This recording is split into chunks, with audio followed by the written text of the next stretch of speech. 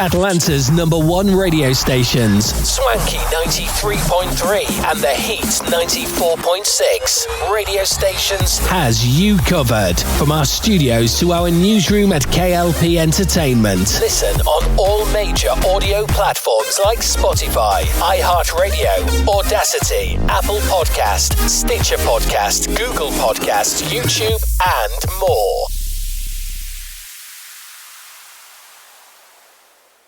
Live from our newsrooms brings back our hit news network, SNN, with many news anchors like Arthur Brooks, Addison Hayden, and Beatrix Gemma. Brings you stories about the news worldwide. Tune in on Atlanta's #1 stations, Swanky 93.3 and The Heat 94.6 radio stations. To get the latest news today, listen on all major audio platforms like Spotify, iHeartRadio, Audacity, Apple Podcast, Stitcher Podcast, Google Podcast, YouTube, and more.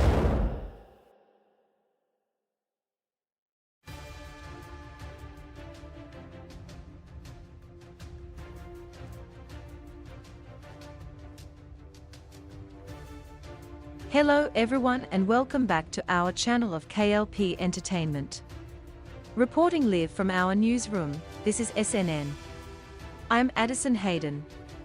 Here's your business news breaking for March 23rd. Fox and Dominion urge judge to rule on case. At the start of a pretrial hearing for the $1.6 billion defamation trial, the judge said he was still weighing whether to issue a summary judgment. A Delaware judge overseeing Dominion Voting Systems' $1.6 billion defamation lawsuit against Fox News said in a pretrial hearing on Tuesday that he was still weighing whether to issue a summary judgment for either side in the case.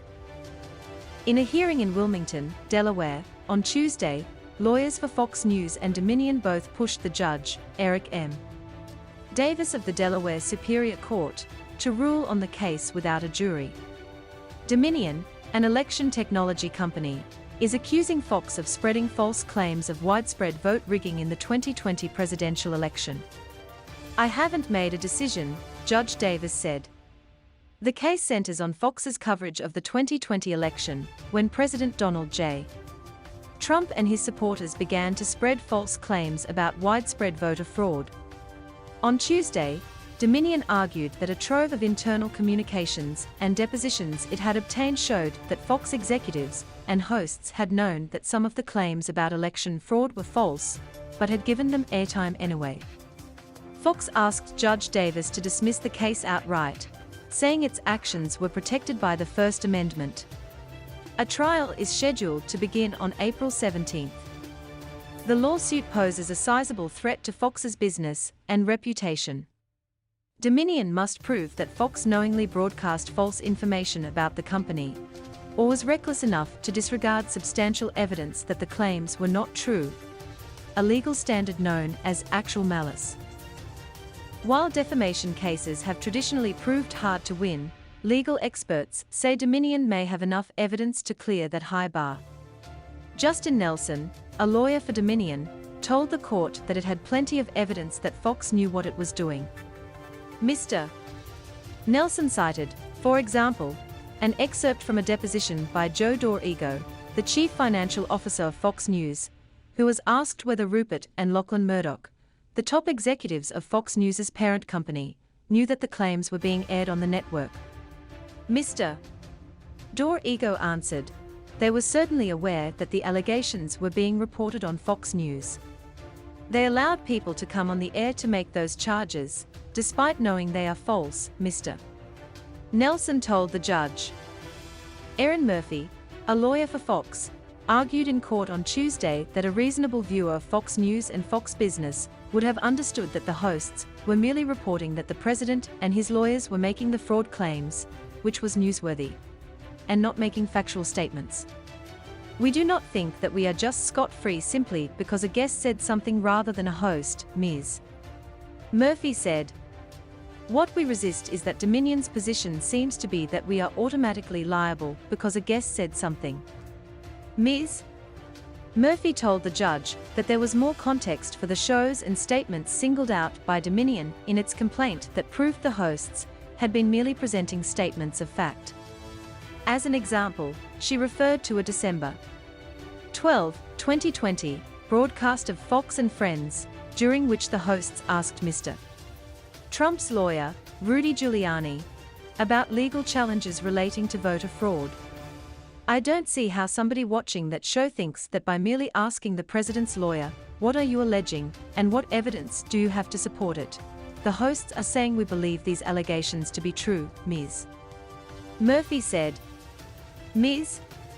Murphy added that there was no evidence that any Fox Corporation executive had been involved in the airing of defamatory statements. Lawyers for Fox are scheduled to finish their arguments before the judge on Wednesday.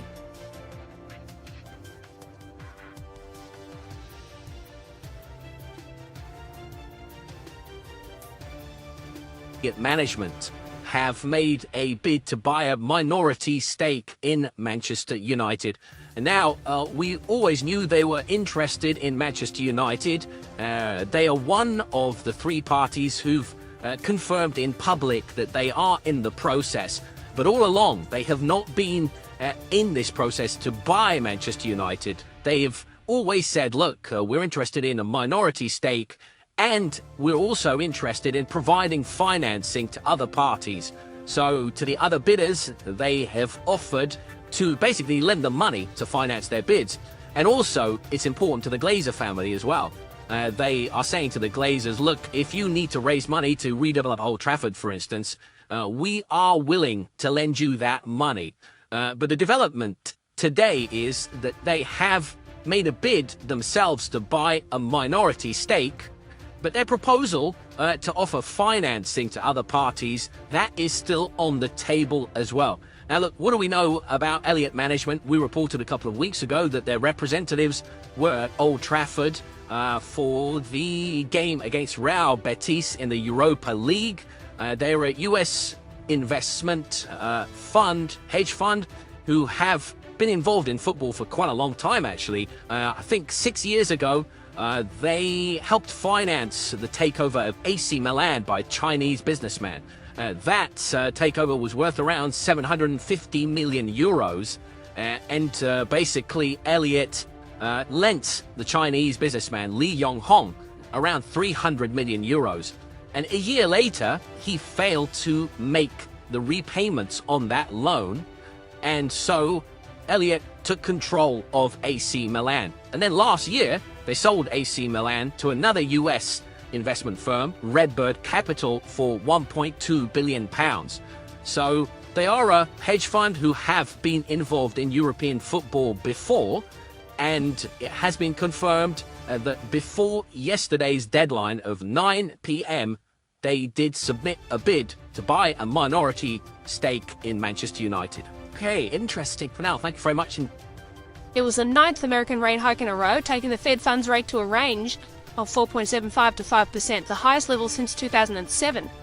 Now, there was a bit of an expectation it might have been 0.5%, but Fed Chair Jerome Powell said in the press conference that the recent banking turmoil is doing some of the Fed's work for it. The tightening of credit conditions that has resulted is worth at least one rate hike, he said, maybe more. And it looks like the banking turmoil is worth a rate hike or two here as well. From predicting at least 2 more RBA rate hikes just a month ago, the market is now predicting that there won't be any more in Australia at all, and that the next move will be 1 or 2 cuts in the middle of this year, followed by a pause. The bad news is, of course, that this means the market is also probably predicting a recession. The US dollar fell sharply when the US rate decision was announced this morning because it wasn't 0.5%, and as a result the Australian dollar popped up to 67.4 US cents while falling against a stronger euro. The American share market closed 1.7% lower, but not because of the rate hike. It seems to have been mainly caused by Treasury Secretary Janet Yellen telling Congress that more blanket deposit guarantees like the one that bailed out Silicon Valley Bank aren't being considered. Share prices of small banks across America were smashed, dragging the whole market down, and that in turn dragged the Australian market down, with miners, banks and insurance companies leading the falls, and the All Ordinaries finishing 0.7% lower. And finally, gold and silver resumed their march upwards today, while oil also rose and iron ore fell. And that's finance.